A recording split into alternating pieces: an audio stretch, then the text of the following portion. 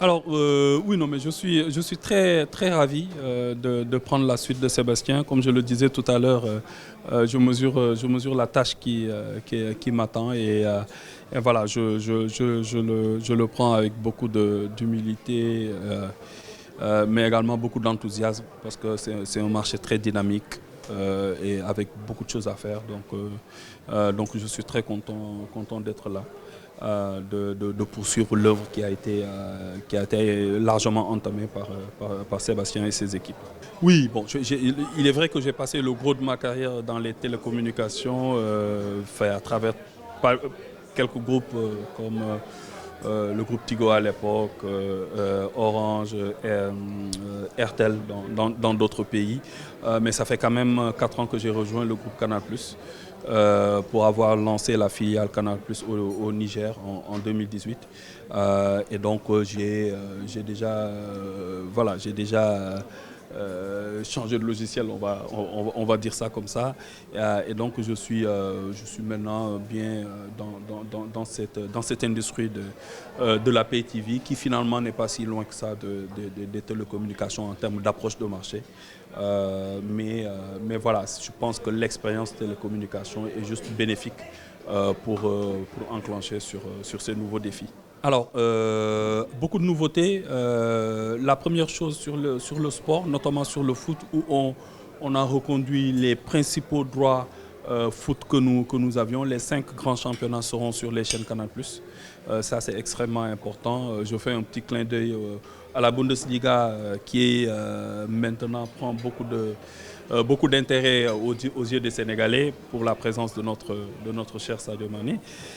Mais on a tous les championnats qui sont renouvelés. La Champions League qui sera sur nos antennes dès la semaine prochaine, donc dès mardi prochain. Mais également, nous avons tous les autres droits, notamment de la CAF, la prochaine Coupe d'Afrique. Et voilà, tous ces droits-là seront sur nos antennes.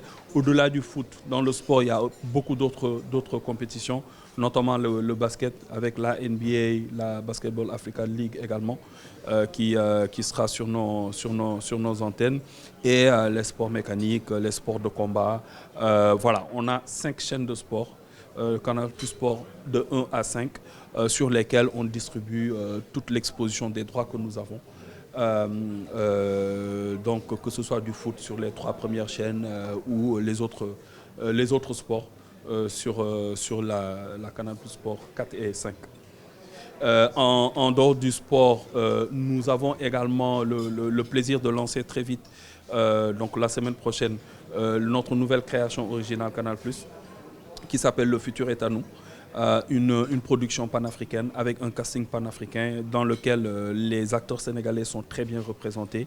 Nous aurons l'avant-première ce vendredi à Canal Olympia Teranga avec l'actrice Halima Gadji qui est l'une des stars de cette série-là.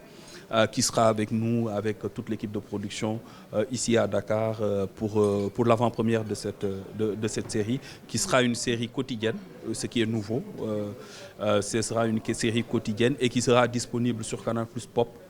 Canal+ Pop qui, comme vous le savez, est une chaîne disponible à partir de la formule Access, qui est la formule la moins onéreuse de notre bouquet, donc à 5 000 francs. Donc c'est juste pour permettre à tous nos abonnés d'avoir accès à ce programme-là et de voir cette belle réalisation panafricaine. Et à côté de ça, nous avons pensé également aux plus jeunes qui vont recommencer l'école maintenant. Donc avec un rebranding de Nathan TV qui va devenir Nathan Plus, avec un enrichissement de programmes sur les sciences, sur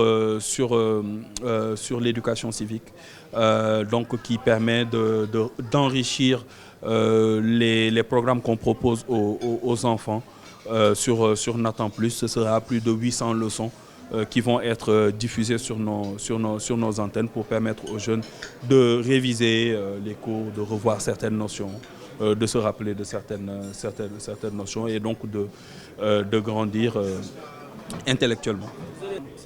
Écoutez, le piratage, Le piratage existe sur ce marché. Malheureusement, il existe plus au Sénégal qu'ailleurs. D'autres marchés sont un peu plus sains, on va dire, dans ce sens-là, parce que, par exemple, quand je prends la câble de distribution, ça n'existe pas dans tous les autres pays. Ça existe dans un ou deux autres pays, mais pas partout. Mais c'est un phénomène qui est extrêmement grave, dangereux. Aussi bien, c'est vrai que c'est grave pour nous, mais les gens parlent que de l'impact sur Canal. Ils ne parlent pas forcément de l'impact que ça a sur l'environnement audiovisuel de manière générale, sur la société de manière générale, sur l'économie du pays de manière générale. Donc les impacts de ces phénomènes-là sont désastreux. Et je pense que collectivement, on devrait pouvoir regarder toutes les options pour freiner ces fléaux-là qui, tu vois, offrent aucune garantie. Parce que nous, on répond à des normes, on est régi par le CNRA et on ne peut en aucun cas déroger aux règles qui sont établies. Ces gens ne respectent aucune règle. Et là, je pense que c'est de la responsabilité de chacun de prendre les actions qu'il faut pour mettre fin à ça. Et puis s'il y a des opérateurs qui veulent se lancer dans le pays, ils respectent les règles et ils se lancent. Ce n'est pas un problème. Nous, tant qu'on a de la concurrence légale, ça ne nous pose aucun problème. Mais de la concurrence illégale poserait un problème à n'importe quel acteur. Et je pense qu'on est un acteur important de ce pays. On contribue massivement aux emplois de ce pays. Il y a plus d'1 millier de personnes qui travaillent dans l'écosystème Canal.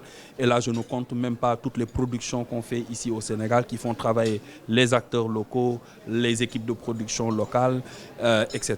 Je ne parle même pas des impôts et taxes qu'on paye. Voilà, je pense qu'on est quand même positivement impactant sur l'environnement sénégalais.